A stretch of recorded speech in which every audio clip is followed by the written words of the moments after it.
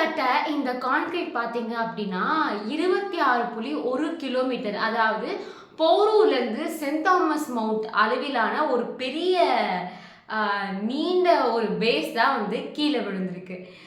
இதனால காயப்பட்டிருக்காங்களா, யாராச்சும் உயிரிழப்பு இருக்கா அப்படின்னு பார்த்தீங்கன்னா இதனால உயிரிழப்பும் இருக்கு அப்படின்னு சொல்லப்படுது. இன்னும் இதில் பார்த்தீங்க அப்படின்னா இப்போ ஜூன் ஆகுது. July, August, September, October, November, December கிட்டத்தட்ட ஒரு 6 மந்த்ஸில் வந்து இந்த மெட்ரோ, அதாவது போரூர் டு பூந்தமல்லி மெட்ரோ வந்து திறக்க போகிறதா வந்து சொல்லிட்டு இருந்த நிலமையில இப்போ இந்த மாதிரி ஒரு இன்சிடென்ட் நடக்கும் போது எதனால இந்த இன்சிடென்ட் நடந்தது அப்படின்றது தான் வந்து ஒரு தீவிர கேள்வியாக இருக்குது. ஒருவேளை அங்கே வேலை பார்க்குறவங்களோட அஜாக்கிரதை தான் இதுக்கு காரணமா, என்ன காரணமா இருந்திருக்கும்? ஹலோ, வணக்கம் and welcome back to our channel மக்களே. நான் உங்கள் கண்மணி தான் பேசிட்டு இருக்கேன்.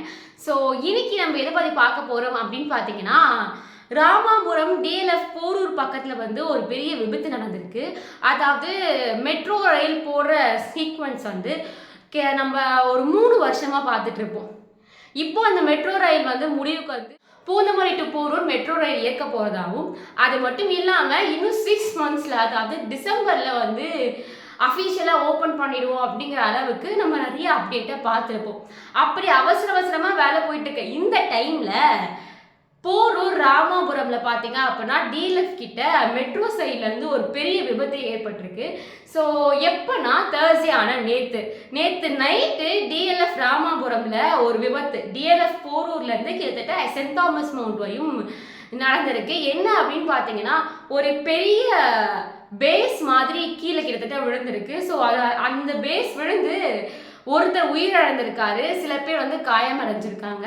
என்ன அப்படி ஆக்சுவலி நடந்துச்சு அப்படின்னு பார்த்தீங்கன்னா, அந்த பேஸ் மேலே இந்த மாதிரி வைக்கிறதுக்காக நிறைய கிரிட்ஸ் வந்து கட்டியிருப்பாங்க, அதாவது தூண்கள் வந்து கட்டியிருந்ததை நம்ம பார்ப்போம். ஸோ அந்த மாதிரி 2 தூண்கள் வச்சு அதுக்கு மேலே இந்த பேஸ் வைக்கும் போது ஏ ஃப்ரேம் அப்படின்ற ஒரு விஷயம் வந்து நிற்க வைப்பாங்க. அதாவது இந்த பேஸ் வந்து கரெக்டாக பிடிக்கிற வரைக்கும் டெம்பரவரியாக இந்த ஏ ஃப்ரேம் நிற்க வைப்பாங்க. ஸோ அந்த டெம்பரவரியான ஏ ஃப்ரேம் வந்து கொஞ்சம் சரிஞ்சாலோ இல்லை கொஞ்சம் மாற்றி வைக்கப்பட்டாலோ மொத்தமுமே சரிஞ்சிடும் அப்படின்றதான் இதோட கான்செப்ட்.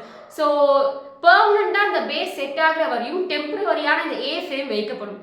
இந்த ஏ ஃப்ரேம்னால தான் இந்த விபத்து ஏற்பட்டிருக்கிறதா சொல்கிறாங்க Chennai metro rail limited. So அவங்களோட அறிக்கையில் இது சொல்லப்பட்டிருக்கு. இப்போது இந்த ஆக்சிடென்ட் நடந்து முடிஞ்சிருச்சு. இதை வந்து கிளியர் பண்ணுறதுக்கு வந்து பூந்தமல்லியிலேருந்து ஹெவி எக்யூப்மெண்ட்லாம் இறக்கி இதை கிளியர் பண்ணுறதுக்கான வேலைகள் நடந்துட்டு இருக்கு.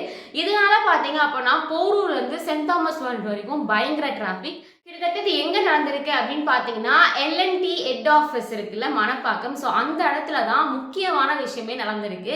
இந்த ஏ ஃப்ரேம் வைக்கிறதோ 2 கிரிடர்ஸ் வைக்கிறதோ அந்த இடத்துல தான் இந்த ஆக்சிடென்ட் நடந்ததாகவும் சொல்லப்படுது. இப்போ சிஎம்ஆர்எல், அதாவது சென்னை மெட்ரோ ரயில் லிமிடெட் என்ன சொல்லியிருக்காங்க அறிக்கையில் பார்த்தீங்கன்னா, இது பற்றின முழு விசாரணையும் வந்து விரைவில் வந்து முடிஞ்சு அறிக்கை சமர்ப்பிக்கப்படும். அப்போ இதுக்கான காரணம் என்ன அப்படிங்கிறது தெரிய வரும் அப்படின்ற மாதிரி சொல்லியிருக்காங்க. இது ஒரு சின்ன அஜாக்கிரதைனால இந்த விபத்து ஏற்படுத்திருக்கும். ஆனால் ஒருவர் பலியாக இருக்கிறதா சொல்லப்பட்டிருக்கு. ஸோ எதனால் நடந்தது, என்ன விஷயம், இது எல்லாமே வந்து இனிமேல் தான் தெரிய வரும். அதை நீங்கள் தெரிஞ்சுக்கணும் அப்படின்னு நினச்சிங்கன்னா மறக்காமல் என் சேனலை சப்ஸ்கிரைப் பண்ணிக்கோங்க. அது வரைக்கும் உங்களிடமிருந்து விடைபெறும் நான் உங்கள் கண்மணி. பாய்.